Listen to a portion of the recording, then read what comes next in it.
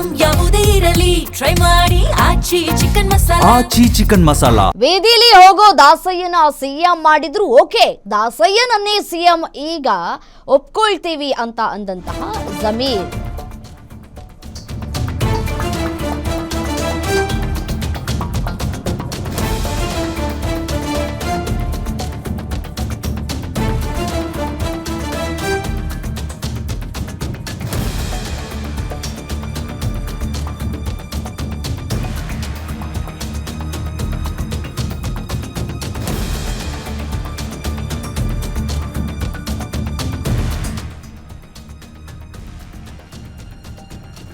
ಎರಡ್ 2028ರವರೆಗೆ ಸಿಎಂ ಸಿದ್ದರಾಮಯ್ಯ ಅವರೇ ಇರ್ತಾರೆ. 2028ರ ವಿಧಾನಸಭೆ ಚುನಾವಣೆಗೆ ಸಿದ್ದರಾಮಯ್ಯ ಅವರದ್ದೇ ನೇತೃತ್ವ. ನಮ್ಮದು ಹೈಕಮಾಂಡ್ ಪಕ್ಷ, ಅವರ ನಿರ್ಧಾರಕ್ಕೆ ನಾವು ಬದ್ಧ.